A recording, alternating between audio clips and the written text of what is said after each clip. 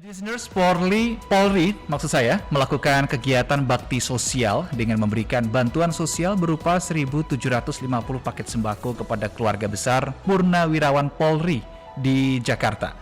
Bakti sosial ini dilakukan sebagai wujud kepedulian Polri kepada Purnawirawan sekaligus menyambut HUT ke-76 Bayangkara. Penyerahan bantuan dilakukan secara simbolis oleh Karo Multimedia Divhumas Polri Brigjen Pol Gatot Repli Handoko kepada pengurus Pusat Purnawirawan Polri di Gedung PP Polri Pusat Dharmawangsa, Jakarta. Brigjen Pol Gatot menyebutkan bantuan ini merupakan tanda bakti kepada para purnawirawan dan berharap apa yang diberikan bisa bermanfaat dan membantu meringankan beban para purnawirawan. Kita akan dengarkan keterangan Karo Multimedia Divisi Humas Polri Brigjen Pol Gatot Repli Handoko berikut ini. Sembako sebanyak 1.750 paket. Semoga apa yang diberikan ini bisa membantu senior-senior kami para purnawirawan ini yang tentunya nanti juga menjadikan ladang amal dan ibadah kita semuanya.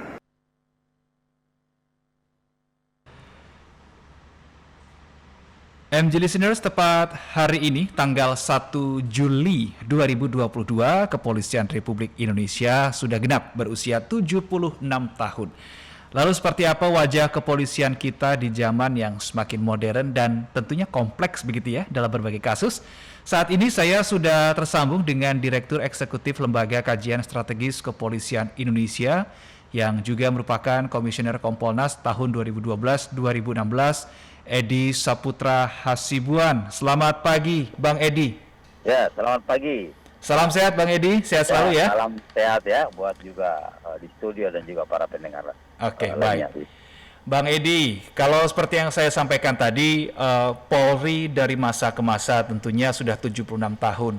Kondisi 76 tahun yang lalu sama dengan kondisi yang sekarang ini kan tentu berbeda, Bang Edi. Ya. Apakah Bang Edi melihat institusi Polri di usia yang ke-76 tahun ini, termasuk juga dengan personilnya, sudah mampu begitu ya, beradaptasi dengan segala dinamika yang ada?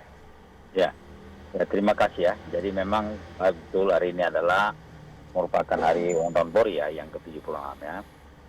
Kita sadari dan kita memang melihat ya, dan masyarakat juga saya kira merasakannya banyak sekali perkembangan yang dilakukan oleh Polri ya, sampai menjadi 26 tahun saat ini ya. Kita tahu bahkan khususnya dalam 1,5 tahun terakhir ini, sejak Kapolri jabat oleh Jenderal Polisi Listio Sigit Prabowo ya, banyak pembenahan yang dilakukan, banyak perbaikan yang dilakukan, serta banyak inovasi serta prestasi yang dibuat. Ya. Dalam hal ini termasuk di dalam hal modernisasi di dalam pelayanan ya. Kita dulu tidak pernah membayangkan bahwasanya pelayanan EDLE itu bisa diterapkan di Indonesia. Betul. Namun kenyataannya saat ini sudah hampir di seluruh Polda. Bahkan ada sejumlah kabupaten juga sudah, atau Polres sudah juga menerapkan EDLE, pelayanan tilang elektronik, dan sekarang itu sudah membuat juga masyarakat teredukasi, membuat masyarakat mau tidak mau harus tertib berlalu lintas. Ya.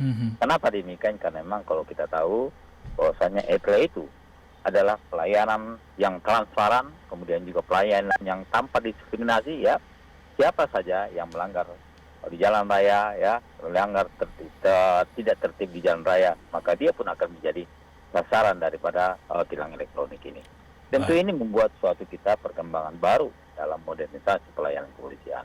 Oke. Begitu juga dengan misalnya di dalam hal pengaduan-pengaduannya. Dulu kita tidak pernah bayangkan bagaimana mudahnya menyampaikan pengaduan kepada Kapolri langsung ya. Tapi sekarang banyak yang melakukannya.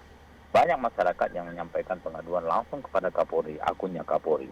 Dan akun Kapolri itu bisa dimasuki oleh banyak masyarakat ya. Diakses begitu ya? Ya, diakses oleh masyarakat. Dan itu tentunya memang ini pula lah yang membuat kepercayaan masyarakat terhadap Polri semakin baik ya saat ini. Kenapa? Karena memang ya masyarakat dengan mudah menyampaikan pengaduan, menyampaikan informasi kepada Polri ya, apa yang dia lihat kemudian disampaikan kepada Kapolri langsung ya, apa yang disampaikan kepada ya, ada juga yang namanya propam presisi ya. Ya, baik. Luar daripada pengaduan itu penuh merupakan pengaduan masyarakat ya. Artinya propam presisi juga memberikan suatu edukasi kepada masyarakat, Oke. memberikan kesempatan kepada masyarakat bisa menyampaikan pengaduan apa saja ya, atau mungkin menyampaikan informasi apapun juga bisa langsung Baik. dan diterima oleh di propam presisi. Ya, Bang Edi tadi Anda sampaikan terkait dengan masyarakat ini sekarang bisa mengakses dengan mudah begitu ya, langsung direct ke Kapolri begitu. Iya. Nah, kalau ada pengaduan, maka kita juga tidak hanya membicarakan atau menyoroti mudahnya pengaduan itu untuk dilayangkan, tetapi juga menyoroti bagaimana kemudian respon atau feedback yang diberikan oleh kepolisian terhadap laporan-laporan yang masuk itu. Anda melihat respon kepolisian atau tanggapan yang diberikan seperti apa? Sudahkah maksimal atau masih ada perlu perbaikan? Sekali sebetulnya. Kalau kita lihat ya, banyak sekali pengaduan-pengaduan masyarakat ya. Dulu kita tidak pernah bayangkan ya, ada kemudian direspon dengan cepat ya. Kita lihat banyak yang saat ini yang di media sosial ya, viral ya. Kemudian yang viral itu banyak sekali, misalnya ada kemarin itu ada sejumlah kepala wilayah, Kapolres misalnya ya, tidak becus melaksanakan tugas, kemudian tidak cakap di dalam menjalankan kinerjanya ya. Langsung dengan adanya masukan-masukan di dalam media sosial, langsung dicopot juga tuh. Kemarin juga anggota di mana di Jakarta ada juga kemarin tuh ya, yang kurang serius menanggapi ada masukan dari masyarakat, ada laporan, kemudian viral lagi pada saat itu ya. Kemudian langsung dimutasi juga itu sama Kapolda Metro Jaya. Saya kira memang hal seperti ini memang tidak bisa polisi harus kerja keras, harus betul-betul bisa memberikan pelayanan yang baik kepada masyarakat ya. Karena kenapa memang sejak dulu masalah pelayanan inilah selalu menjadi menjadi banyak kritikan, banyak sorotan dari masyarakat. Masyarakat mengharapkan setiap mendapatkan ada kesempatan melapor, maka masyarakat selalu mengharapkan laporan itu bisa cepat ditindaklanjuti ya, bisa direspon dengan cepat ya. Oke. Dan demikian juga dengan Kapolri kemarin ya, banyak sekali pengaduan-pengaduan yang masuk ke akun Kapolri itu langsung direspon oleh Kapolri, kemudian diambil langkah-langkah cepat ya, untuk merespon daripada pengaduan masyarakat. Responsif begitu ya. Ya, Bang Edi, kalau kita melihat beberapa kasus terjadi, ada hal yang sebetulnya ini miris begitu ya. Jadi ketika polisi itu seharusnya menjadi penegak hukum, tetapi justru terlibat begitu ya. Ada tidak sedikit berita informasi oknum polisi, saya katakan oknum di sini ya, oknum polisi yang justru menjadi terlibat dalam peredaran narkoba begitu. Nah, ini bagaimana? Apa yang harus dilakukan? Reformasi seperti apa yang harus betul-betul diterapkan begitu di tubuh Polri? Ya, saya kira memang dalam banyak berbagai kesempatan ya. Saya kira banyak sekali oknum-oknum yang selama ini terlibat di dalam hal narkoba ya. Narkoba banyak diproses, banyak juga diberhentikan ya. Saya kira di banyak Polda banyak sekali anggota atau oknum yang menyalahgunakan kewenangan kemudian terlibat di dalam kasus narkoba, bahkan dipecat ya, diberhentikan dengan tidak hormat. Bahkan menjadi backing itu, Bang Edi. Iya, apalagi seperti misalkan membuat kita masyarakat prihatin ya. Kalau sampai ada oknum anggota Polri misalnya menjadi backing, waduh, itu bukan hanya dipecat ya, tetapi juga harus diproses hukum itu ya. Ya, karena memang orang-orang seperti ini pasti juga masyarakat sedih ya. Harusnya memang anggota Polri tadi memang harus memberikan contoh yang baik, memberikan perilaku yang baik, tapi justru memberikan contoh yang kurang baik sehingga bahkan menjadi backing menjadi anggota. Dan saya kira masyarakat sangat setuju sekali apabila memang ada tindakan-tindakan tegas seperti itu, termasuk melakukan tindakan tegas pemecatan kepada oknum-oknum yang melanggar hukum. Ya, Bang Edi, pemecatan, kemudian proses hukum, kemudian dan lain-lain itu kan masalah yang dihilir ya. Penanganan preventifnya seperti apa? Berarti kalau ada oknum polisi yang menjadi backing seperti itu dan seterusnya begitu ya. Ini kan menjadi PR untuk dalam tanda kutip kepalanya, dalam lingkup terkecil berarti kan polsek begitu ya, polsek di atasnya Polres. Jadi pembinaan seperti apa yang seharusnya dilakukan? Pemantauan seperti apa yang harusnya dilakukan? Mungkin masih ingat ya apa yang menjadi pernyataan penegasan Kapolri ya. Apabila misalnya tidak akan pernah ragu untuk memotong kepala ya. Betul. Artinya memang kalau misalnya Kapolsek tidak mampu membina anggotanya, Kapolres tidak mampu membina anggotanya, bahkan Kapolda tidak mampu membina anggotanya, maka Kapolri tidak akan pernah ragu untuk melakukan mencopot ya pejabat yang bersangkutan. Artinya memang di sini adalah pengawasan pimpinan ya sangat penting di dalam hal mengawasi seluruh anak buahnya agar bisa bekerja dengan baik ya, agar bisa menjalankan tugasnya dengan baik ya.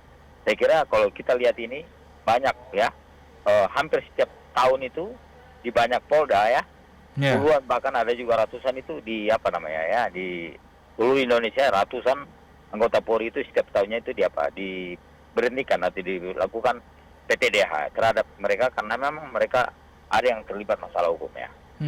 Baik, Bang Edi, terakhir saya ingin membahas satu hal yang menarik kemarin disampaikan oleh Kadif Humas Polri, Irjen Pol Dedi Prasetyo, bahwa beberapa waktu lalu Kapolri ini melakukan langkah pertama dalam sejarah Polri, yaitu dengan mengangkat 2 PNS Polri ke golongan 4. Ini setara dengan pangkat bintang 1 Brigjen berarti ya.